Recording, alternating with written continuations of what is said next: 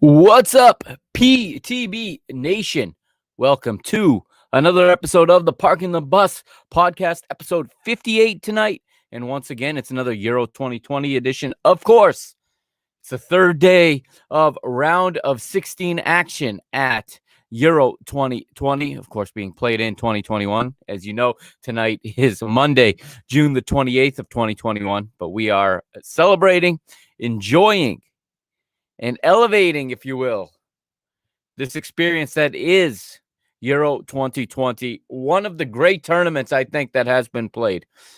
I mean, there is just a storyline day after day in this competition. Every night I've got something to talk about here just about. Okay. And today was no different. I mean, today there was no shortage of talking points, no shortage of storylines. What football we had on display today. What matches we had to look at. It was absolutely phenomenal. Two matches where it is 3-1 with under 10 minutes to play. Looking like the two favorites are going through. And then suddenly something gets into the underdog. Something gets in to the team. Something gets in to the side that is down. And before you know it, it is 3-3. Both matches ended up that way. 3-3 at the end of 90 minutes today. Absolutely phenomenal stuff. I mean, we finished the first match, and of course, Derek Ray on ESPN here in the United States said, "Good luck to France and Switzerland for having to follow this one up," he said. Well, challenge accepted, challenge heard. France and Switzerland, that match lived up just as much as the first match. And I mean, what a storyline tonight. The favorites, the world champions, crash out after having been ahead with 9 minutes to play. If I'm not mistaken, there were 9 minutes remaining when none other than the Swiss Army knife himself, named by Nino Torres of Gold TV, the Swiss Army knife, Haris Seferovic. Listen, as a Benfica supporter, I can't believe my eyes. I had to take a second look at it. Haris Seferovic, are you kidding me? Yes, Haris Seferovic with the double tonight. 2 goals for the Swiss Army knife, helping his country get to extra time. He was then substituted, but they would get a late equalizer, and France was shell-shocked. No question about it. Shell-shocked. Completely shell-shocked was the French side. And again, it looks like I'm having internet problems. I'm really getting sick of this internet problems that I keep having. I'm going to keep talking. Hopefully this is going to sound good on your end. Again, what a day of football. My goodness. How about Alvaro Morata? Who was watching last night when I said it's probably going to be about time for Alvaro Morata to factor? About time that Alvaro Morata gets his name on the score sheet. He can only get shut out for so long. Alvaro Morata delivers an extra time today for España. Nuestros hermanos are on their way to the quarterfinals, and that is not what I expect. I expected Spain to win, but not like that. I was thinking that Spain were going to be the ones to go to a penalty shootout and win. At Fade My Play will be here in just a little while to discuss these matches with me. He'll be joining me shortly, and we'll talk about both matches and probably catch up a little bit on the weekend's matches as well. I'm looking forward to getting his thoughts. We'll definitely talk about tomorrow's a big one. It's the early game tomorrow, no doubt about it. It is England versus Germany. And I must admit right here to everyone right now, Leo couldn't make it. We made a challenge. He was going to go head-to-head with Fade My Play. They were going to go at it over this England-Germany game. It was his idea. He issued the challenge. He thinks we're crazy for thinking that Germany is going to win. He can't make it tonight, guys. He can't make it. He had something come up. I know it came up. It was an emergency episode of his show. How nice of him to go head to head against me, and very, very, very nice of him. No, I'm just kidding. But let me tell you, the next time he comes on this show, those of you that are watching Saturday, he's going to get muted the next time he goes and runs an unpaid promo on my show. The guy comes in here and just starts to do a Manscaped read. And like I said, it's a read. If you listen to any soccer podcast, you've heard that read every day because they all do it. We've all heard the Marwan Fellaini line. Well, let me tell you, when Leo comes back, he's getting muted. First second, he starts selling product on this show that I'm not getting a cut of, that's for sure. All right. And like I said, when at Fade My Play gets here in a little bit, we'll obviously talk about that too.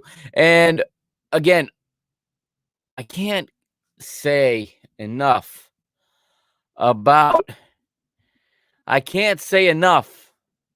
this prediction yesterday, okay? Shout out Dave Pereira 86. He's in the chat again. I see him there. He called it yesterday. He said the over on France, Switzerland was money in the bank. Dave, well done, brother. Money in the bank it was and is. And welcome back. I see you there in the chat. What a prediction. Okay, he got that one right. I called Alvaro Morata to score. I'm feeling like $100. This was a day. When you watch these tournaments, okay, it's one thing when you're a neutral. It's another thing when your team is in it. As you know, had my team in it until yesterday. Today, I watch as a full neutral in the sense that none of these matches have any bearing, obviously, on my team until today. There's always the chance of, I want to see certain contenders eliminated, perhaps, to avoid them. Okay. Today, I come to you as a full-fledged neutral. And let me tell you, it was fun to be a neutral today. It sure was. Oh, man. Again, I would have liked for Croatia to squeak through. I thought when they came back and got the 3-3 that they might do it, but they were just out of gas at that point. And again, Alvaro Morata just said, okay, it's time for me to do something here. It's time for me to make my mark. And just a great match. I mean, again, either one of these matches could have been called match of the tournament. I think the France match got a little bit better. And look who's here. He was so busy that he's in the chat. He was so busy to join us today that he is now in the chat, and he's saying Switzerland looked like they were flying around the pitch on a mystical creature. That mystical creature is the Swiss Army knife, Haris Sefanovic. I know how much you love that player. And that will no doubt spawn a reaction from him. I'm going to put this up. So that's where he is right now, apparently. Okay. All right. Again, when at Fade My Play gets here in a little bit, we listen, you're not here to defend yourself, and you're not here to defend yourself, so everything's fair game. So that's for you, Fade My Play, right there. Shaka with the game-winning penalty kick in the shootout. And I think he's going to leave the chat now after I did that. But listen, what a day of I can't get over this. These matches were just outstanding. Okay? No, they weren't played well. I don't mean they were played well. I mean, these were defensive nightmares. Absolute casualties of defense. I mean, both France and Spain's backlines were shattered. Leo is calling me right now. I am live, and he's on my phone calling me. I think I crossed the line there. Well, that was for Saturday, and That was for Saturday and taking some shots at some of my guys. And here's Dave. As you can see here, Dave is saying Mbolo had a game. Mbolo was fantastic today, Dave. Yes, he was. What belief in that Swiss team. What amazing belief. They were the only people that believed in them to win today. I think so. Truly, truly deep down believe that they were going to win. And I just got a text message from Leo. I'm not going to repeat it, but fair game. We're all done. I definitely crossed the line, but we're good. Mbolo had a really good game. Also, just again, that team they just did not die. Well, think about this for a minute, everybody. They missed a penalty kick that would have put them ahead 2-0. Your average team crumbles after that, especially when France come down and get 2 right after in short succession. I mean, how many teams are mentally strong enough to turn around and still keep going after that? And shout out to Karim Benzema as well. 2 more goals for the guy. Outcasted for 5.5 years from this national team. And as a Portugal fan, I can say today, I'm glad he was not on the pitch in Paris 5 years ago. Perhaps one of those probably go in if it's him on the other end, and we never see that extra time victory. So, again, getting distracted again by one of our guests here in the chat, but that's all right. He's telling me to check my phone. I already addressed the text message. I said I got it. I said game over. I made my point. It's over. All is fair in football and podcasting.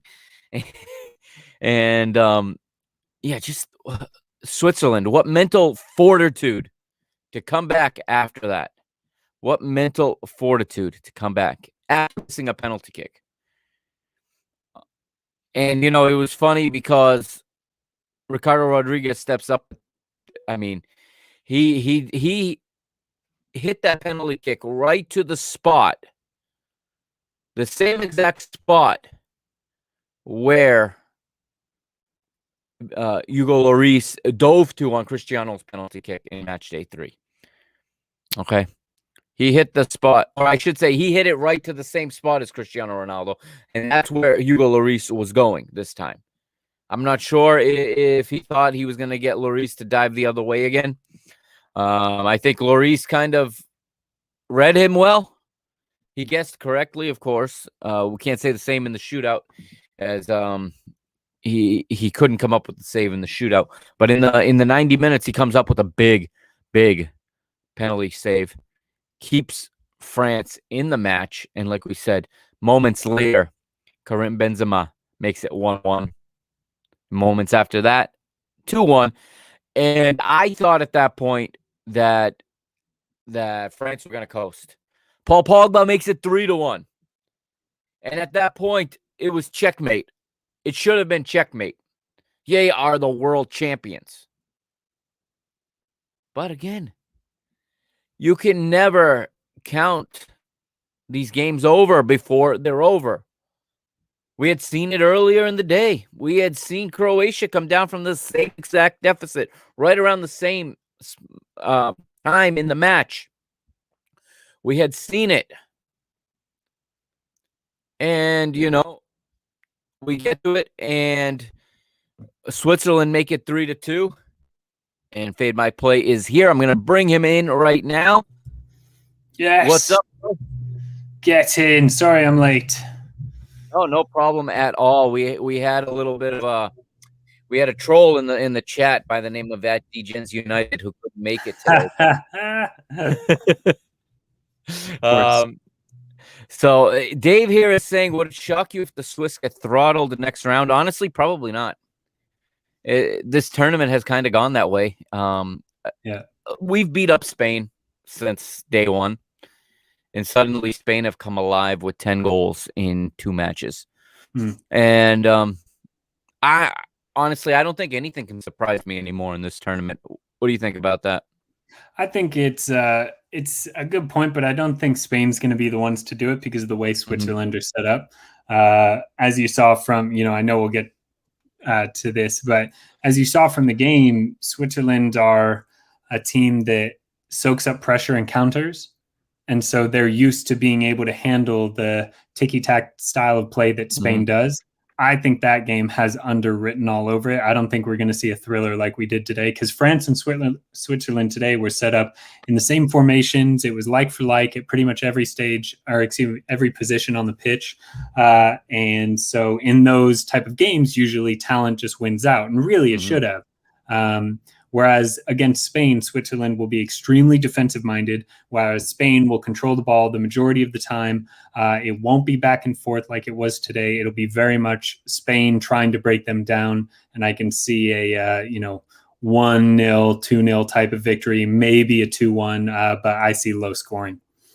Yeah, and again, I think we saw today why Spain relies so heavily on possession, because when they're forced to defend, they've proven they can't. They can,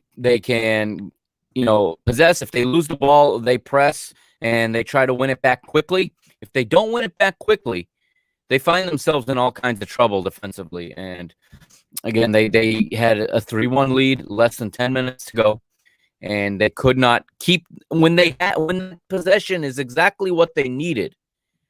They couldn't keep the ball enough to see out that result. And I think that Croatia just gassed out in the comeback, and we got to extra time, and there was nothing left in the tank. Yeah, agreed. I mean, and I don't know if you've already talked about the individual games themselves, but France, their downfall was, in my opinion, a combination of arrogance, but really Didier Deschamps. I think 100% he is at fault in that loss. Either that or he has no control over the players, and either way, that is his fault. But he brings on two different players for a defensive tactic. He takes out Benzema, he takes out Griezmann, and he brings on two defensive players to just, hey, we're up 3-1, 10 minutes left. I think he brought them on in the late 70s. Yeah. Like, let's just ride this out. But even though the players were on the pitch, France was still pushing for a fourth goal. And I don't understand what possible world any manager worth their salt says, with 9 minutes left, let's just sit on our 2-goal lead and make sure they don't bring it close, because that'll give them life. But instead, they do exactly the opposite. They keep trying to score goals. They keep giving the ball to Kylian Mbappe, who just, hey, fair play to him. I believe he's a top 5 striker in the world. Oh, yeah, no doubt. Had a absolutely terrible tournament, absolutely terrible day at the office, but he keeps missing shots, and they give the ball right back to them, whether it's from a goal kick, whether it's from a foul. I don't understand why they made no effort whatsoever to just hold the ball, pass it back and forth.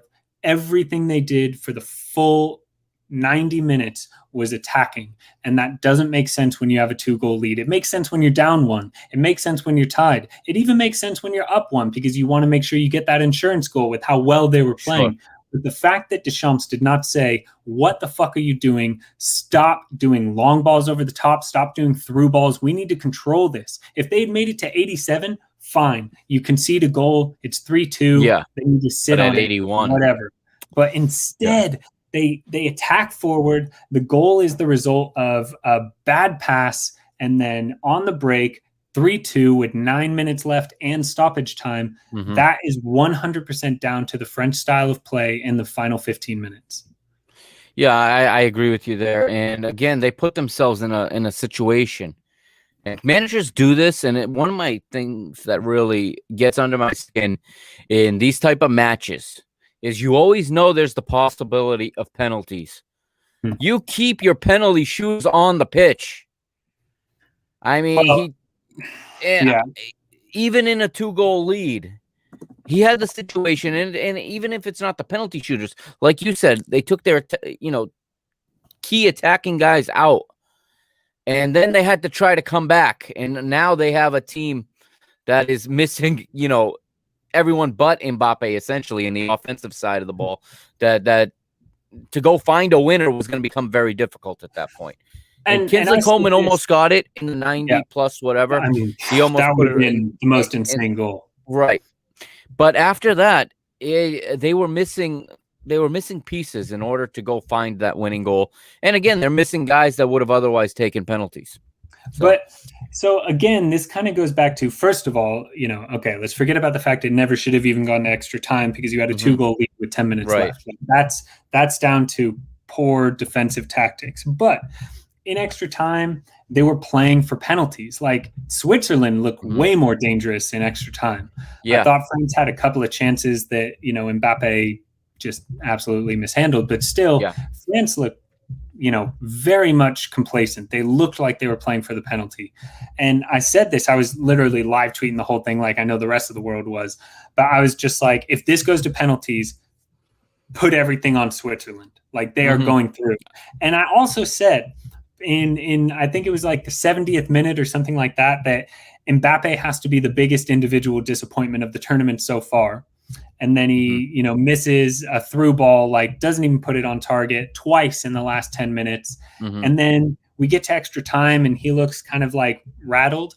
And when we go to pens and I see, Pogba and Kimpembe and these French players going up and taking penalties, I was like, there is no fucking way Deschamps is stupid enough, like has the unbelievable gall to make Mbappe his 5th penalty taker. And sure enough, he did. And I was live tweeting the whole thing. I'm like, bet on him to miss it. 100% will miss it. You knew it. I mean, if you could see it, if you watched any of his play so far in the tournament, forget today. His play in the tournament has been bad. He just hasn't had the boots on to finish goals. They've been going wide. He hasn't hit the target for most of his shots that have been open. And you just saw his face being like, I would have bet the fucking mortgage that he would miss that, because he had the look of a scared deer, but also, again, like, that sucks for him. He's a young player. He'll be back. I'm not worried. He already has a World Cup. Like, he'll be fine. But how fucking dare, I'll bet every single France fan out there just wants to kill Didier Deschamps, because who the fuck are you kidding putting him 5th? Like, if you have to use him at one point if it keeps going and going, right? The key is with penalties is the most low pressure spot is the 2nd penalty taker, followed by the 3rd. But 1, 4, and 5, there's a lot of pressure. 5, when the game's on the line, is the most possible. You make it, okay, you keep your team alive. You miss it, you lose. And you give that spot to the one person who hasn't looked like they could do they look like he fucking couldn't kick a door if he was standing next to it. Like, it's unbelievable to me that that Deschamps chose to do that order, and because of that they lost, and because of that deservedly so. I mean, I cannot, I'm so fucking frustrated about it, because I didn't have France to win. I just bet the over, thank goodness. But, like, I mean, anyone could see that Mbappe was not right. And he's an amazing, again, top 5 attacker in the world for me. I truly believe that. He's so young as well. He's going to be unbelievable for his career. But he was not right. If you have him shoot in your first 5, it cannot be in the 5 spot. You're batting cleanup with your weakest player right now, especially after Pogba had that worldie. I mean, every other penalty from Switzerland and France, 9 penalties were taken with such clinical confidence. And then the one player who has not had a fucking shot on target, who has looked terrible, who has more offsides than shots in the tournament. Think about that. More offsides than shots in the tournament. Clearly not right. And you choose him to save your country. Like, nah, that's on Deschamps, in my opinion. You cannot blame Mbappe. He was obviously not right. And you put the world on his shoulders and he crumbled. And ESPN FC had a discussion about this. Frank Leboeuf, their French representative, if you will, said that the players picked their own order, and they picked the 5 that were going to shoot, which does happen often. But typically, I forget who said it, if it was Casey Keller or if it was somebody else that said, yeah, but usually the coach picks the order after you have the volunteers to shoot. Yeah. So, you volunteer for it, but the coach should pick the order. But also, I don't know if you heard about this. So France moved to a 3-4-3 Yeah. for this game. Yep. Why did they do that? Because fucking Paul Pogba told the Champs that's what they should do. Yeah. If Paul Pogba, of all people, is telling you how to run your team, you should not be managing it. And if you can't deal with the heavy personalities and the star power of the players on your team, you should not be managing. And like, I fucking hate Frank de Boer. I think he's arguably the worst manager in international football. Sure. But the way that Deschamps managed the game today and the way that France has looked this tournament and the fact that you have a player defining how you are going to put out your team formation is just insane to me. I mean, that's just, it's inexcusable. It's why they lost, and deservedly so. And I'm glad they're out of the tournament, because that, I mean, other than a few moments from Benzema and Pogba, France does not look good. And the way they've played has shown such arrogance, as though they were going to sweep through everybody and just whatever. And just there was a lot of arrogance in their side, in their media, in all of the commentary you hear around this team was, well, we're going to win it. Don't worry about it. Yeah. And that's always a bad sign when you get that around a team, because Absolutely. the players, whether they hear it directly or not, it feeds through to them. Yeah. And so is it safe to assume you would agree with this statement that if Zinedine Zidane is managing this team, they're still in the tournament? 100%. Again, yeah, I agree. Like, I cannot express to you this. It's such a funny thing. I was listening to a podcast after yours, actually, a few days ago, and this guy was talking about the way that what team was it that we were talking about? Oh yeah, it was Frank de Boer. Of course it was. But he was saying, like, so you get a red card. Anybody that's ever played club level soccer, Sunday league, you know, for guys like me who are overweight and over 30, you know, guys playing in those type of leagues know, oh, we have 10 men. So what we should do is set up more defensively. Right. Instead, Frank de Boer keeps his team and says attack. And what happens? They get caught on a fucking, like, you know, ridiculous corner kick and then get caught out again on the break. And it's like, that is 100% down to poor management. And then you look exactly what France did today. They were up by 2 goals, and instead of just sitting back and playing defense, what did they do? They keep attacking, trying to show off because of the fact that, I mean, Benzema's first goal, absolute fantastic first touch, great finish. Benzema's second goal, Griezmann did all the hard work. The passing was beautiful, and, you know, it was well deserved. And then the Pogba goal, a worldie. They were just like, feeling ourselves. We can make this 4 or 5. Sure. Why? Who are you impressing? All of you are top paid players, and you got beat by half these people are on, you know, fucking 6th and 7th and bottom tier teams in Bundesliga and the Austrian league. And just, you know, I can't stand that shit. And if you can't control your players, then you shouldn't be managing at the international level. And it's just, I think Zinedine Zidane would be perfect, because he has been that cock of the walk type of player. He's been that guy that would be hard to control, so he knows how to do it. But here's a great statistic to take away. Other than an own goal, France has started every game trailing. Yeah. They did. They surrendered first every game other than an own goal. They have trailed in every single game. Yeah. And that comes down to coaching. That's a lack of preparation. I mean, it's not, and it's not just preparation. It's also just like, you take so long to get into a game and you take so long to figure out what's going on that clearly you're not making adjustments before games. Like you said, you're not making them in game, and your players are either not doing what you're telling them or you're not telling them anything. Like, France to me seems like, you know, the type of team where a manager is there purely to say that they have one on the touchline to follow the rules, but really it's ruled by these unbelievable stars like Pogba, like you know, Mbappe, and Benzema isn't like that, but, you know, all these players that are so unbelievably talented, yet seemingly can't put it together. I mean, it's like watching England in a much more spectacular fashion.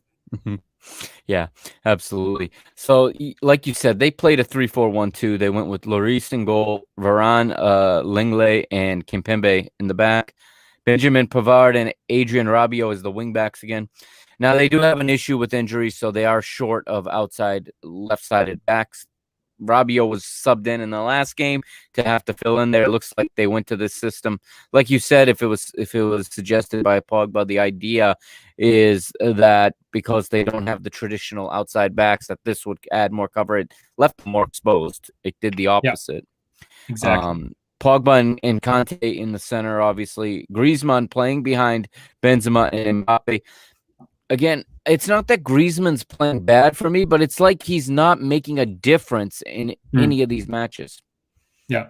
I think Griezmann, though, is purpose serving in a way that Mbappe kind of is, in the sense that he's a danger man anywhere on the pitch. Sure. And so they have to pay attention to him. He and Benzema drag attention away from Mbappe, where the central focus would normally be. Yeah. And I think that is, but again, and this goes back to the formation selection that they ended up doing, is that's the way that Switzerland plays, every time they play. They've played that way for the last 6 years. Yeah. So you are changing your formation that you've been playing with to match the style of the team that you're playing, but they've been playing that way, and you're just starting to do that. And so your understanding of how to defend that, you pretty much made it easier in reality for Switzerland, because they're like, oh, we kind of know how what you're doing works, and we know where the gaps are and how you're going to be exposed. And they showed that. I mean, the first goal was, the worst defense you could imagine in terms of like getting ahead to the ball. But the late goals, the ones that really mattered, were fantastic examples of just like people that look like they're not 100% sure of where they should be on the pitch. Like, yeah, no doubt. Who's covering who? Oh, do you have him? I need to step to him. It's just, and it's funny to see that, because as a United fan, I'm used to this.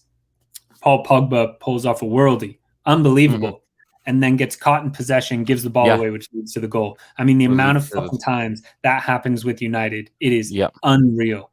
And he does it again today. And we've talked about him a lot, and like you said, and usually doesn't happen when he's wearing the blue of the French national team. No. But today it's a classic thing we've seen from Paul Pogba since he's been at United. And again, I feel bad because I'm not a huge Pogba stan. Like, don't get me wrong, I think he's one of the best midfielders in the world. But just his attitude always bothers me at United. Yeah. If you don't want to be there, don't be there. But I mean, he put on a fucking masterclass today. Like, he is so damn good. And if Mbappe could learn to hold his runs or bend them or any sort of ability to stay on sides or shoot the ball well, France could have easily won this game 6-1, 7-1. The amount of chances they had in the second half was unbelievable. But it's that same thing of just, and you kind of see it from the way that he plays with United and the French team in general, is they start to get in their own head like, yeah, all right, we got this. And you saw it in the Hungary game. They equalize, and then for the next 10 minutes after that, it looked like it was going to be 10-1. Yeah. And then once it started going against them, then they were like kind of out of sorts, and Hungary had a few chances to win it. And, I just think France is so talented, and I believe the most talented team in the world, maybe not the best, but the most talented team in the world. Too. Yeah. But they're so soft. Player for player, yeah. Yeah. They're so soft in terms of mentality. Adversity does not suit France well past a certain point. Like I've said, they've trailed in 3 games, and those 3 games they got it back. But after you get past that, let's argue the 65, 70 minute mark, once you get past 75 minutes, they start to fall apart. And we've seen that over and over and over. And I don't know. I personally think it's like, hey, that sucks. Let's learn from this. We'll be back in the World Cup. I would be shocked if they didn't go into the quarterfinals of the World Cup. At least. It's so damn good. At least. I would expect them to win it. I'll bet they'll be the odds-on favorite. I think this is just a blip on the radar, but what it really says is, one, Deschamps cannot manage this team. It's like how he was at PSG. You can't manage that star power. Yeah. And 2, they need to get off their fucking knobs and stop being so full of themselves when they do anything positive. I like that you just mentioned that mental point, and just before you got in, I was hitting on this, but I'll say it again. Mm. How about the mental strength of Switzerland to miss a penalty that would have Miss a put them up penalty. 2-0, fall behind 2-1 like minutes later, Oh, I think and just I keep literally going? think it was 5 minutes later they were I think it down was. 2-1. Yeah, it was very, very quick after that. They were Yeah. so close to going up 2-0. Next thing you know, they're down 2-1, but they're not phased. Like you said, they play this way they have a confidence in their system, in their identity, who they are. They're very Mm-hmm. consistent, and they didn't panic, Oh, where most teams excuse me. implode at that point.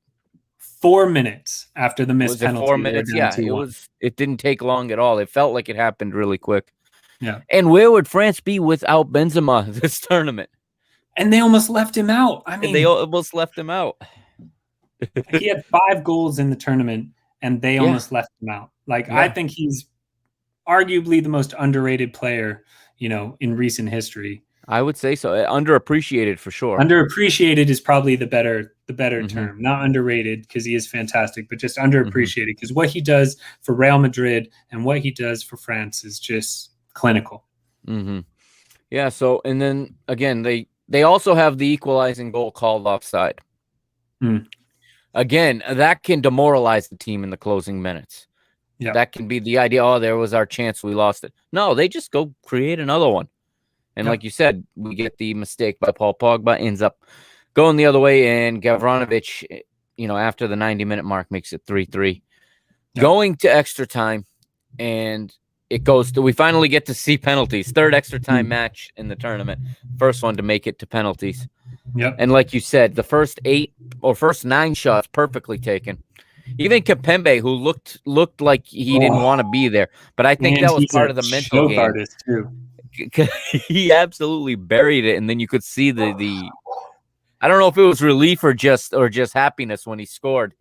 But yeah. Well, no, like I said, he loves to make mistakes in big moments. Yeah, exactly. And he was at fault too with that second goal. Sure, So don't sure. excuse him away. But yeah, I mean, his penalty and Pogba's were unreal. Like, just no saving it with 5 keepers in there. Here was my first thought. We talk about Man United. We find our way talking about them almost every episode.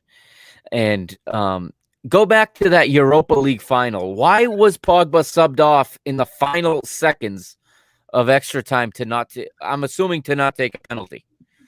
I would argue it didn't matter because we had all 10 outfield players make a penalty. So sure.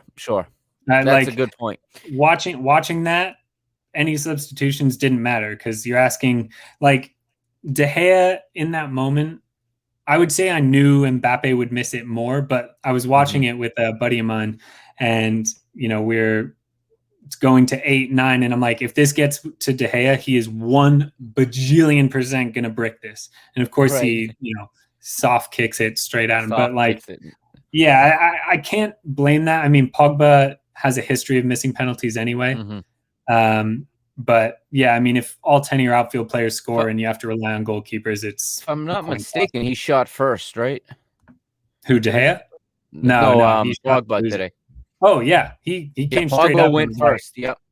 Yeah, it was Gavranovic and then Pogba. Buried it. Yep, buried it. I mean, he had the real long pause, penalties. which makes you wonder. You always wonder if that pause is nerves or if that's intentional. That was a huge pause, and the little double step. I thought he was going to miss it, if I'm honest, but he proved me very, very, very wrong. And then you had so after that, you had Shar, Giroud, Akanji, Thuram, Vargas, Kimpembe, and Mehmedi all score. Yeah. Kylian Mbappe steps up, and like you said, I felt it too, and I think the camera helped, and we got the camera from right behind him, so we're seeing the goal. Yeah. And as you're watching his approach, you can see where he's going to kick it, and you can see. I mean, you can. Yeah, you can see that Summer knows where it's going. Yeah, I was just going to say, like, when you watch the slow-mo, like, before the ball is even touched, Summer is moving directly where it's going to go. His hands are already placed where the ball, like, it was the most telegraphed thing. And what's funny is when he was walking up to the ball, they showed the crowd, and all of the French fans were just like this. Like, I Yeah, know most you of it could was see probably it in like, "Oh their my god, we're so faces. nervous," but nah, they knew. They knew. Yeah, you could see it. You could definitely see it. I mean, Um, I don't wanna say I don't wanna go back to it because I know I ranted about it, but how do you watch what Mbappe has done right. in the previous 120 minutes that you were on the touchline watching happen, Hmm. and for the previous 4 or 3 games before that, and you watch what he does, and then you're like, "I'm gonna make him take the most important penalty." I mean, it boggles my mind. If not the manager, one of the more senior players in the side needed to step up and say, "I'm going to go Yeah, fifth." that's a good That, point too. What a bunch of fucking pussies that they yeah, made their youngest player take the I exactly. mean, don't get me wrong, he probably was like, "I got this, don't worry Oh, I'm about it," sure he but, would. I'm sure you he know did say that. Yeah, like any of them. Literally anyone. I'm not joking at all. If yeah. I were Deschamps, I would have had Pavard, Lenglet, anybody take Anybody. that penalty. Hmm. Just yeah. Anything else you want to say on this one before we move to Spain and Czech and I do have to Croatia? say, as much as I am, saying Deschamps is a moron and he ruined that because he did lose that game for France. France was cocky and lost it. Congratulations to Switzerland Oh, because, no like you doubt. said, the fight and their play, I would argue that with the exclusion of from the missed penalty to the 80th minute, it was all France. But beyond that, for a majority of the game, for almost the entirety of extra time, Hmm. Switzerland never looked down. They never looked tired. They always looked dangerous and deservedly, in my opinion, got the win. Yeah, Because really, it should have been 2-0 in the 55th minute. sure. And, that would And have been a whole that different might have story. crushed France right there and then. Who knows? I think it totally would have, Yeah. absolutely. And the fact that they missed a pen and had that equalizer called off for offside. Hmm. I mean, talk about fight, talk about heart. Congratulations to them. They 100% deserve to be where they're at. Yeah, no doubt. All right, we'll move to the earlier game then. We got Croatia taking on Spain. Here is Croatia's 11. Livakovic in goal. They're playing 4-3-3. They got Juranovic, Vida, Kaleta Kar, and Gravdiol in the back. In midfield, you got Luka Modric, Marcelo Brozovic, and Mateo Kovacic. Up front, Nikola Vlasic, Bruno Petkovic, and Ante Rebic. Now, we knew that there was no Ivan Perisic in this match. Obviously, that's a blow for Croatia. Yeah. He's always been big for them. Spain, on the other side, also playing 4-3-3. Unai Simon, he's a guy we're going to talk about in a minute. He gets the start again. Cesar Azpilicueta gets the start at right back. Eric Garcia and Laporte in the center. Jose Guaya is the left back here. The three in mid is that? Yeah, he started over. He started over Jordi Alba. Huh? Yeah. Okay. Yep. Yeah, I didn't notice that I missed the first couple minutes of that because it was during the workday, and I didn't notice that over the course of the 90 minutes. But in midfield, Sergio Busquets, Koke, and Pedri. Up front, Fernan Torres, Alvaro Morata, and Pablo Sarabia. I was waiting for Spain to miss a penalty in this one. That seems to be their custom. How about this? How about the fact that other than Cristiano Ronaldo, the field is shooting 44%. That's insane, isn't it?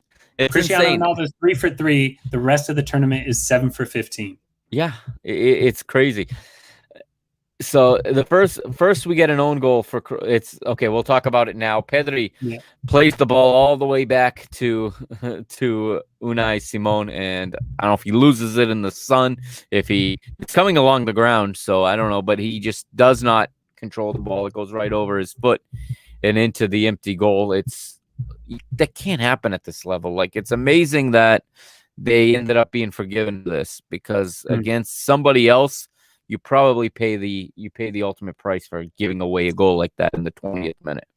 Funny you say that, because I was literally going to say, I think with Perisic, it would not have gone the way, like after that goal, it wouldn't have gone the way it did.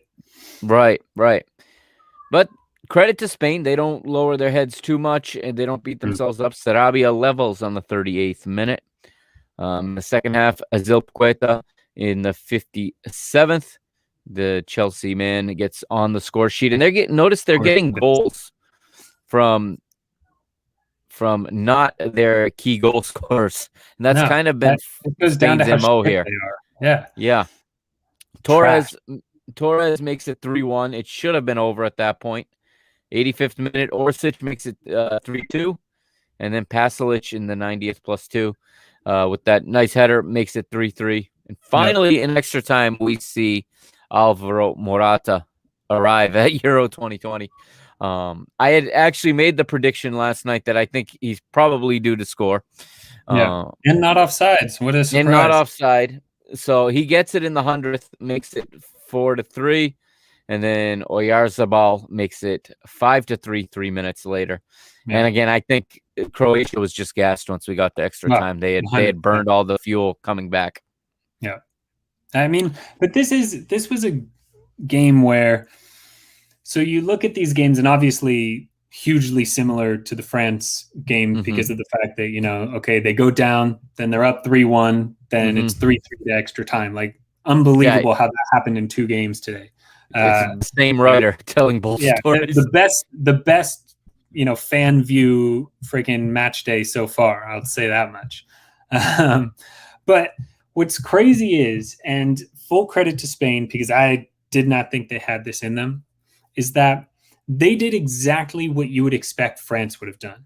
Is they concede 2 late goals that really should have been avoided by just Spain is averaging like 64% possession in all their matches so far. So the fact that they couldn't hold the ball for the last 5 minutes is insane. It is insane. Wild, it's bizarre. But whatever.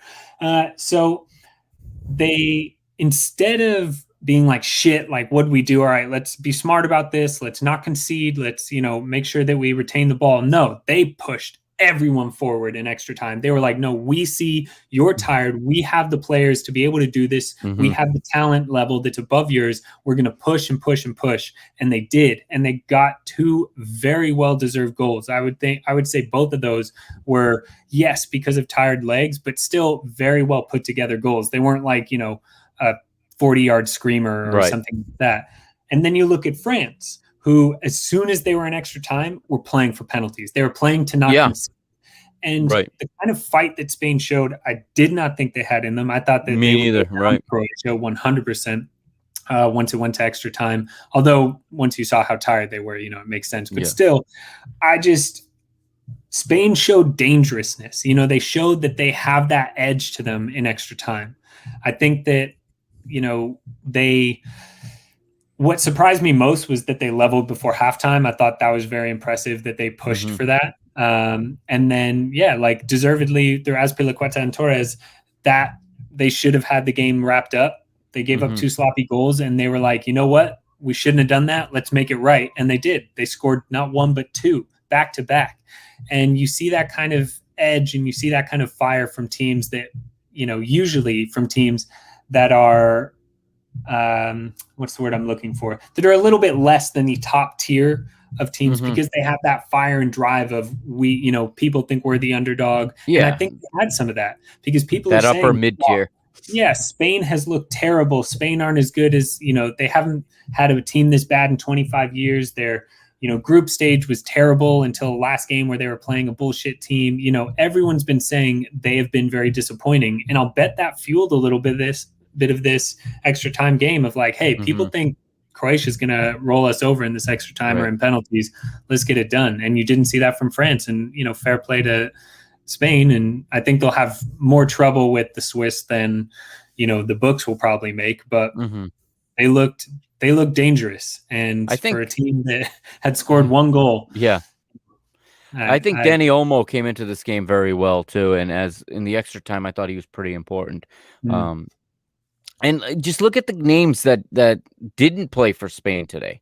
Rodri, he came in the 101st, but you got Marcos Llorente didn't play. Thiago Alcantara didn't play. Gerard Moreno didn't play today. Yeah. So Jordi Alba came in the 77th, and Pau Torres came in the 77th. He was another, normal starter. Luis Enrique's moved things around. And I guess, And had some courage to leave some key guys out of the team and go with some different names that yeah, at the end of I the mean, day, the team got it done when it mattered most. I think again, like the Croatia opener, the OG. Mm-hmm. Throws I'm everything. not going Yeah. to go ahead and say that's like the Portugal OGs where it Mm-hmm. was probably going to be a goal and then Right. an unlucky deflection or clearance like Right. that. That was a soft OG. Mm-hmm. And outside of that, I thought Spain played extremely well for, the next 70 minutes until the Sure. 85th when they gave up a bad Yeah. one. But yeah, I agree with you. I think Luis Enrique is definitely finding what fits, but also he seems to be really playing to his opponent, which is Yeah. something that oftentimes with these bigger teams like the Frances and Englands and Germanys, you just put out your best 11 because they're so much In better than everyone else yeah. that you're not really worried about it. Whereas here, it's like you can see they clearly were set up to go at this Croatia team Mm-hmm. from the wings because they knew they didn't have pace. They really put an emphasis on man matching, and I thought it was a good tactical display Yeah. from them. And again, like their extra time performance really impressed me because Yeah. I never thought they had that in them. No, that exactly, and they looked really good in that extra time, Mm, like almost like, okay, enough of this. Let's wake up and yeah. let's take care of business here. We're the better team. We've let them hang around. Let's end this here. Whereas, like you said, France had a whole different approach, and they just, Mm-hmm. oh, we'll take it to penalties and win there. When you are France, like you Yeah. don't you don't do that for other teams. Like You're gifting them a coin you're flip. gifting them a coin flip, exactly, when Yeah. you have the better squad. But And that, and you don't just have the better squad, but you had a 2-goal lead with less than 10 minutes left. Like that, yeah, the best teams in the world can defend as well as attack. And right. to completely throw that away the way Spain did, the way France did. I mean, how I was saying after France went up 3-1 after that Pogba goal, I was texting, this group that I'm in and just saying, like, when they're good, damn, are they good? Like, this is where I say there's contention for the number one FIFA world rank spot. And I think France should be right up there. And then concede. And it's just Mm-hmm. like, oh, yeah, this is why they're not ranked number one in the Right. FIFA world rankings because they don't like Belgium, I would argue, was the worst of the two teams in the Portugal game. And Yeah. Portugal pushing and pushing and pushing and should have had at least Mm-hmm. a goal. Yeah. And Belgium just knew how to sit in defensively and protect their lead because of the injuries they picked up and KDB going out. Like they needed to do that. France didn't have any injuries and needed to do that and chose not. They made the conscious decision not to do that. And so you see that with Spain and you see that with France, and it makes you think, well, when you're going up against an England, even though they're fucking stupid, and Germany and Sweden, saving that for last. like and Italy and Belgium, when those teams do get a 1-goal lead, they're not going to let you back in the way that Croatia will, that the way that Switzerland will. And then if you allow them to if you give up goals to them, they're going to score a hell of a lot more than equalizes on you. Mm-hmm. Yeah, absolutely. absolutely. I think France is gone, so we'll see what happens. But I think Spain, great performance today, but I think they're in trouble because of the fact that they just, you have all that possession and concede 3 goals in regulation is just, Croatia's over 2.5 goals was something like plus 450. Yeah, exactly. What does that tell you? This team should not be scoring once on you, let alone exactly. And you look at it and again, like you said, they're going to be facing a Swiss team that can score goals in bunches. And a Swiss team that's going to be happy to let them possess in certain parts of the pitch and wait to counter. And I think it's actually going to be a real good chess match to see whose style will win out. We'll see if Luis Enrique makes more of these kinds of adjustments and if he builds a team to get by the Swiss, or if he says, okay, this is our game and we're going to play this way. Which I think was his mistake in the group stage was we are Spain, we're tiki-taka, we're gonna possess, and we're gonna get whatever many goals out of having 80% of possession. Took a different approach today. and he said, okay, how do we beat this team versus Mm. how does Spain play? So I think it will be interesting to see when those two teams meet up. And I mean, I think if you're Belgium and Italy now, I think you're feeling really good about your chances if you can get by this quarterfinal. Oh with yeah, one I of the mean, favorites gone. And I mean, on the other no, side of the bracket with the Netherlands gone, I guess we'll use this to segue to tomorrow's matches because we got yep. this Germany-England match, which I could see being in reality a semifinal because I think the team that wins this could have a path to Going the to the final final. I was that's just gonna really say, unobstructed. I was literally just gonna say that in terms of the betting markets, whoever you Yeah, think is going to win between England and Germany, you should just take them to reach the final. Take that sure. future, because Yeah, now their path is. I mean, again, hey, Switzerland just beat France, and right, Croatia almost beat Spain, and Czech right. Republic beat the Netherlands, but And you got their Denmark in path there who is are going to be tough. tenfold easier. It's, Right. I mean, it's wild. Especially with the Netherlands out, like Yeah. they're going to come up against who? The Czech Republic, and The winner then of the the Czechs winner of and Czech and Denmark. Denmark. Yeah, and Yeah, that's which to go to the you semis, and can't. then they'll play the winner of Switzerland and Spain. Right. Like, And or like you excuse me, can't. no, They'll the play winner the of no. they'll play So either this Belgium, next round, Italy, excuse Switzerland, me, or Spain. Yeah. yeah, excuse me. In this next round, they will play either Sweden or Ukraine, and Yes, then that's in right. the That's right. semifinal, they'll play either the Czech Republic or Spain, Switzerland. So Right. Right. again, Which, I think, with all yeah, due respect, you can't ask for a better semifinal opponent no, than what no. they're lining up with. They have the easiest path for sure. But how Yeah, interesting is this? That one of the futures I put on was that the winner of the tournament would come out of the group of death, Group F, they're and gonna. France is out, Yep, Portugal's out, Portugal's out. obviously Hungary's out. Yeah, Tomorrow, if it's it could be. I mean, I pretty know you and likely I that both all don't. four Group Yeah, F teams are out. yeah, it says something. And I said at the beginning of the tournament that it wouldn't surprise me Hmm. if the big dogs go down because they play in the top leagues and they played more this year. And it was Yep. a very True. condensed season. And it was actually the end of last season and the start of this season were like went from one right into the other. There was almost no layoff in Yeah. some countries. So I think some of that's coming to fruition. And maybe that's some of what France's problem is too. And I but don't know what the hell that was. Sorry. you look at this Germany England matchup now.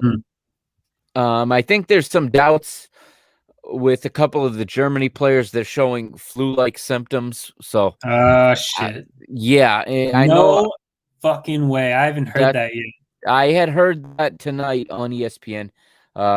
Hopefully, it's nothing because that can mean anything. Let's be honest. They could sneeze and they'll call it that. But You know, it's that would be just the something most we can't. England thing ever if they get a free pass to the quarterfinals because of COVID. Yeah, it's. But for now, the probable lineup, it looks like Neuer, Ginter, Hummels, Rudiger, Gosens, Kimmich, Gundogan, Cruz, with the three in attack, Thomas Muller, Kai Havertz behind Serge Gnabry. England, I love when they post these probable lineups because, well, we've talked about Gareth Southgate, and I don't think there's a such thing as a probable lineup. Nothing is probable with him. But it's showing them going to a three-man back line as well, which is interesting. He will 100% be starting Raheem Sterling. We know that. Did you catch the episode Leo was on Saturday? I And he watched literally came in here and he's all on England. So and he's all about Raheem Sterling, of course because he's watching it through sky blue sunglasses. Well, I mean, he can say what he wants because, again, it's like, the product or whatever. But like Raheem Sterling, and I say this every year, he would be the runaway Golden Boot winner in every tournament he's in if he could finish. Yeah. And it's showing again. He's had so many chances. And the fact he only has 2 goals is just like, I mean, we're talking, Mbappe-like misses, like just right next to the goal and can't put it on target.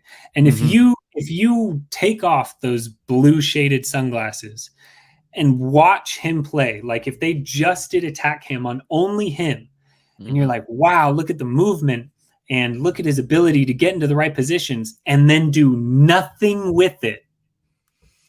You would not be. I mean, it's his 2 goals, because they're 2 winners. People think that he's having a good tournament, and like, holy shit, listening to like real, soccer analysts and listening to players and ex-players and pundits say the exact, like, they're just echoing what we're saying. They're saying like, really, he's had a mediocre tournament, and 2 match winners make it a better tournament than it is. But I mean, I've watched some, so I watched like player breakdowns to see how they're, being worked on in what they're doing against certain teams. Sure. And I watched Sterling's against Scotland, and it's literally like he takes the ball into the box and has 9 touches before choosing to run down to the touch line and then go down for a penalty, which doesn't get called.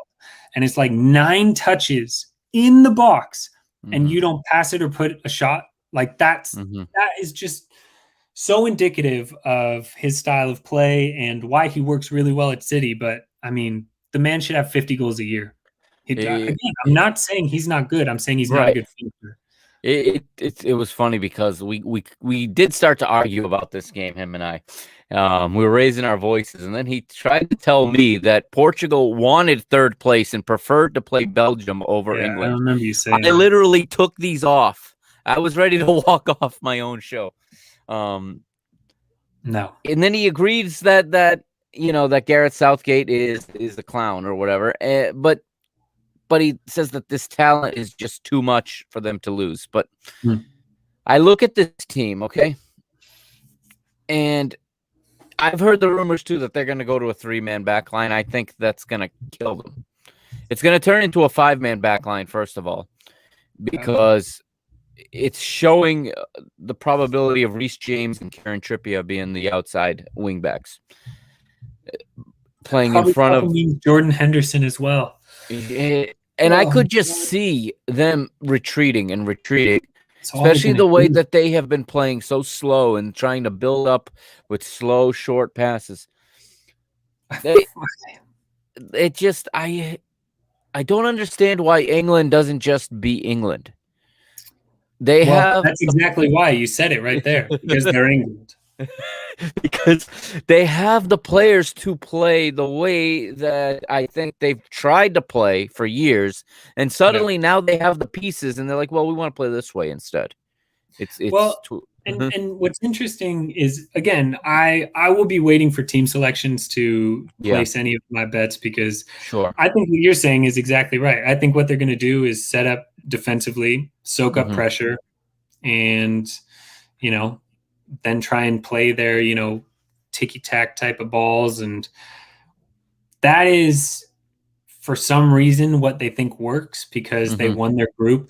Do you know it's a record for no one's ever won a group scoring only 2 goals before? Like, it's a record for any international competition. That's one to hang on your wall for sure. England. But Germany is a team that we saw exactly how they can be broken down with the French game, and with the Hungary game, and with the Portugal game. The way that you attack Germany is with very fast wingers and balls over the midfield in front of the defense, because they leave so much gap, because their defense is slow. So they all sit back and their midfielders push up.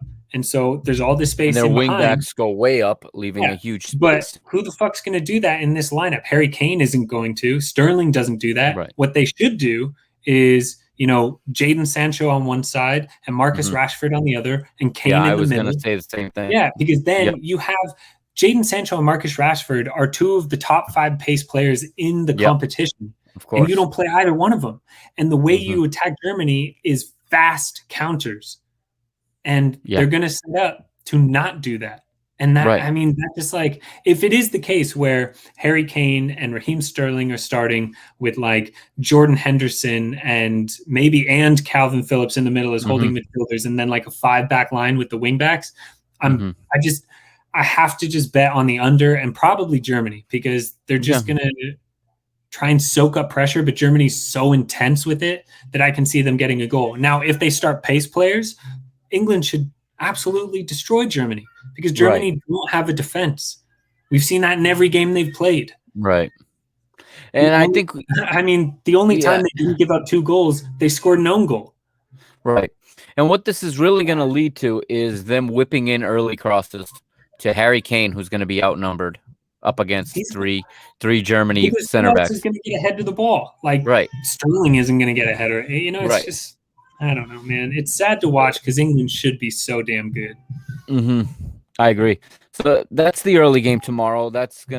We're gonna obviously talk about that tomorrow night, and I'm looking forward to watching it. I'm interested to see how it plays out. Yeah. Well, hopefully both teams are as much at full strength as possible because you don't want to see this get decided on somebody being isolated. Ben Chilwell still in isolation for never shown a symptom. Because he had a conversation, with Billy Gilmore, But and for 20 minutes, like what you doing, man? Like yeah, why are you with I mean, yeah, okay, cool, you can be friends yeah, and all that kind of stuff, but it's insane that like yeah. you're with an opposing player or an opposing team's player for 20 minutes before a game you play them. Like That's and that's one of the things with this modern game, the way it is. These guys are all just so friendly with each other yeah, because they all play in the same 3 or 4 leagues. They all see yeah. each other several times, and it's you talk about the nostalgic Euros or World Cups of the 80s, Mm, and there was a lot more rivalry in those. There was the teams I think were a lot more united around their team and their ethnicity. And now it just kind of seems like they're all friendly with each other, and these games seem to lack just a little bit of edge sometimes.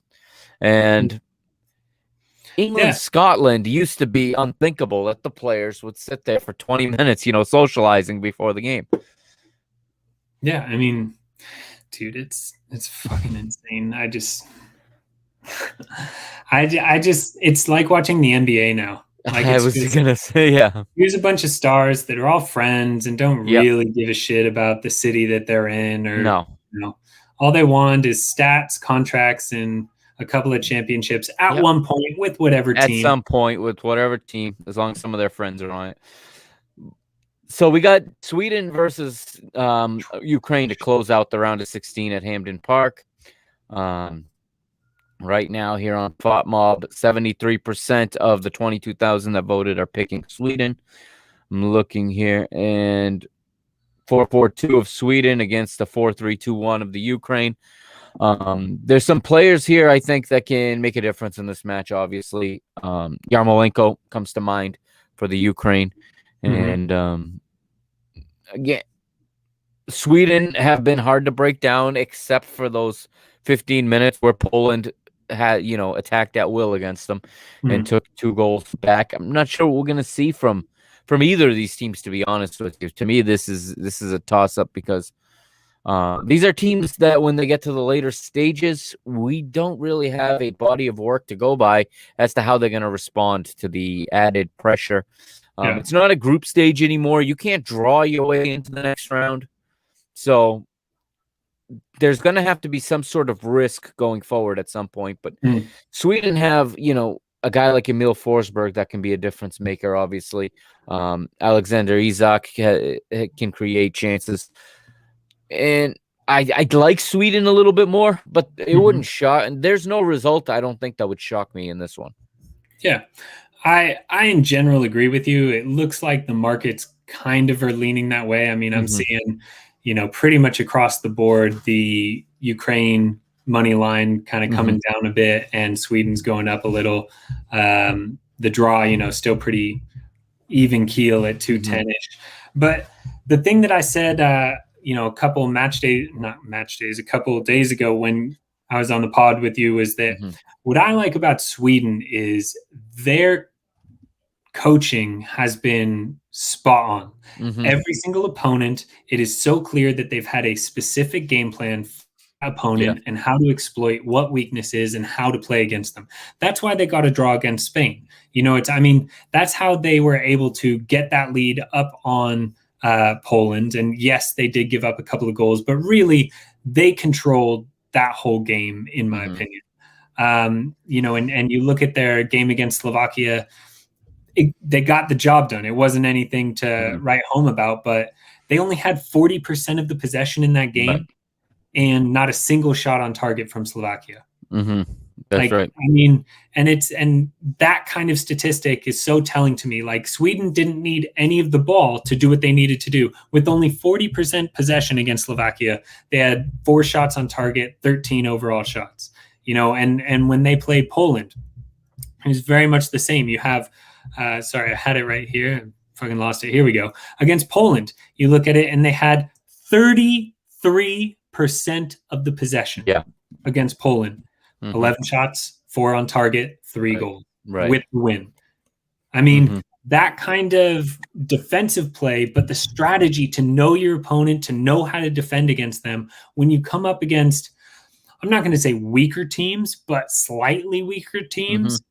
I mean, that is so key when you come up against a team like the Ukraine, who you were probably relatively evenly matched in terms of your attacking. But the way that they can sit in and defend and rely on, you know, Forsberg and their men up front to get it done. I mean, you look at that Poland game, and they took a 2-goal lead. 2 minutes later, give up a goal to Lewandowski. 5 minutes from time, give up the equalizer to Lewandowski. In the 4th minute of stoppage time, they managed to get one because, again, they know how to do it. Poland was trying to get that fucking final goal because they needed it, got caught on the counter. Exactly. Goal. To say that you won a game and scored 3 goals with 33% possession is just an impressive, I think, managerial display of knowing your opponent, knowing how to defend, and holding it in. I guarantee you, if they were France today and they were up 3-1 on Switzerland, you would not have seen a 3-3 game. Right, exactly. The one I agree. thing that worries me, you kind of mentioned, is they don't often get to this stage, neither of these teams, so it could be a little frazzled there in the last 15 minutes if it's close, if it's a 1-goal game. But I like Sweden because of the way that I've seen them get wins and get results when they needed them with very, very little little shakiness. There weren't too many nerves. In the Poland game, obviously, it got close, but really Sweden looked in full control. You know, against Spain, it never looked like Spain were going to score. It looked like Sweden was playing for the draw. And they could have played all night. They could have played all night now. So I kind of see a similar game for tomorrow. They're going to let Yarmolenko and the Ukraine come at them and then rely on that one counterattack that they make count and walk away with a very low scoring win. Yeah, I agree with that. And you just, like you said, the other thing is you pointed to their efficiency in front of goal too, because 4 opportunities, 3 goals, that's as efficient as it gets in this competition. I mean, and again, it's making the most of the possession they do have versus some other teams that maximize possession but spend a lot of time with it in their own end or in the middle third and passing laterally, passing backwards. No, when Sweden have it, they're doing something with it. And when they get in front of goal, they're efficient. They don't waste opportunities, obviously. Yeah. And I think that'll ultimately be the difference here. Again, it's a tough one to call, but if I had to pick, I would trust Sweden more to get the result. I mean, that's what it is. And really what it comes down to, I mean, from a betting standpoint, I'd say, you know, I'd look more to the under than I would a side. But I would probably play Sweden, and I probably will end up playing Sweden because of the fact that I just trust them more. I've seen from them an ability to control a game without needing the ball. And I haven't seen that from the Ukraine. In the Ukraine, we've seen chasing. We've seen, you know, some defensive collapses that led to goals. Like, I mean, their game against against North Macedonia, they gave up a goal. They had to, you know, to win it, but still it was shaky there for a minute. Against the Netherlands. They score 2 and equalize and then let in that 3rd goal. You know, it's that kind of inability to really make a big statement or a big defensive push. Like the Ukraine got it back to 2-2 and then let in the goal that gave them the L. You know, the Ukraine played North Macedonia, and don't get me wrong, I love the fact that North Macedonia scored, but they were up 2-0 and let in a goal, and then it was just holding on for dear life. Right. So I like the Ukraine to get it done. Austria blanked them. I think Sweden is a more talented defensive team than Austria. I can see a 0-0 regulation or 1-0 regulation. Yeah, JMP just commented that he likes Sweden to 0 tomorrow. Yeah, there you go, James. Making picks. That's right. That's right. All right. Anything else you wanna hit on? How'd you enjoy the weekend's matches before we go? Again, I was super sad about the Portugal game. Yeah. I was so excited about Portugal's opportunity. They were the better team in that game, but Belgium just knew how to hold it. And I'm sad that Ronaldo didn't get the record by himself, and he stays tied. Yeah, but he'll be playing in the World Cup. Yeah, there's World Cup qualifying in September. There's a friendly against Qatar in September, so that I mean he'll play in the World Cup. He'll get a goal somewhere, probably from a penalty and whatever. I think I was very frustrated with the Italy game. I think that was one of the best examples. I mean, I don't think it happens, but like if the books ever needed a team to lose or draw in regulation, it was Italy. And I mean, the entire world was on Italy in 90 minutes. They didn't. And as soon as it went to extra time, I was like, guaranteed Italy immediately score. Yeah. And in fact, in the 70th minute, I'm like, what the fuck are we watching? Please bring on Chiesa. And of course, he gets a fantastic goal. Yeah, he does. But yeah, Italy played their game. I'm surprised they conceded, but extra time, legs are tired, Sure. The Netherlands game was shocking. Frank de Boer special. Yeah. No adjustments whatsoever led to the Czech Republic getting, in my opinion, a deserved win there. Yeah, no doubt. And then I was saying this over the weekend when I was putting out my plays. I was like, I'm playing with my heart, not my head on this one, but Denmark money line for the max. They absolutely wiped Wales away. Yeah. I'm extremely excited to see them face the Czech Republic because I think that's a very winnable game for them. Yeah. And the further they go, the better the storyline is with the Christian Eriksen thing. I mean, that was fantastic to see, but I'm thoroughly disappointed with really how Italy played. In the end, they got it done, and I think they'll continue to keep winning. I think they have a chance against Belgium, but Belgium has a lot of injuries, so it's not like full squad. And but yeah, disappointed with Portugal. Netherlands were trash, but hey, well done to the Czechs. They keep surprising. Yeah, no doubt. And I didn't see that coming. I thought that the Czechs were not going to be a test for the Dutch. I didn't think this was going to be tough for them, and I was proven wrong. But again, to touch on the Portugal game, I talked about it yesterday, but having time to process it, I still stick by what I said, that dropping to third place in the group was a mistake. And I think they underestimated the importance of that. I had it out with somebody on Twitter yesterday and ended up calling them out right here on the show because I think that Germany match was mismanaged, and the repercussions of that was having to face Belgium and not having to face England. And maybe I'll be proven wrong tomorrow if England, wipe the floor with Germany. But I still, at this point, hold firm that it would have been a much better opponent in this round of 16 than to take on Belgium. And Belgium's just an experienced team that knows what they have to do to adjust to win. And I also said that I think Roberto Martinez understood that he didn't want to leave his team open to a counter against Portugal. And especially once they got the lead, they said, all right, if you're going to score, you're going to build it up from the beginning and you're going to construct the goal. You're not going to pull us out of position and you're not going to get a freebie. And I credit to them. They did what they had to do to win. When you finish on your one opportunity, you deserve to win the game. I don't always buy into the whole thing that, I don't like when people say you dominated a match if you didn't score a goal. Because at the end of the day, we're there to score goals. And the team that advances is the one that scores more goals. So, again, they put themselves in a situation to have to face Belgium. They fell behind because, and actually, I wish I had seen this video before I did the podcast last night. I saw it after. I put it out on Instagram this morning. But it was a breakdown of Belgium's goal, and it actually comes from the broken press. And it is actually Thibaut Courtois who, with the ball on his foot, fakes the clearance, cuts back, and makes the first pass out of the back. Bernardo and Renato Sanchez both collapse on the same Belgian player. He one touches it out of pressure, and that's why Bernardo is not back to pick up Thorgan Hazard. It all came from the press being broken down too simply, all because two guys stepped to the same player. So in big matches, it's little details like that that make the difference. When you have two evenly matched teams, it comes down to little tiny details like that. And I mean, I wish they'd have done more. I wish they'd have done better. But Hell yeah. all the luck in the world 5 years ago. 5 years ago, one of the Guerrero's ball off the post goes in, and 5 years ago, Belgium's Rui Patricio saves that. This time he went the wrong way. He got caught.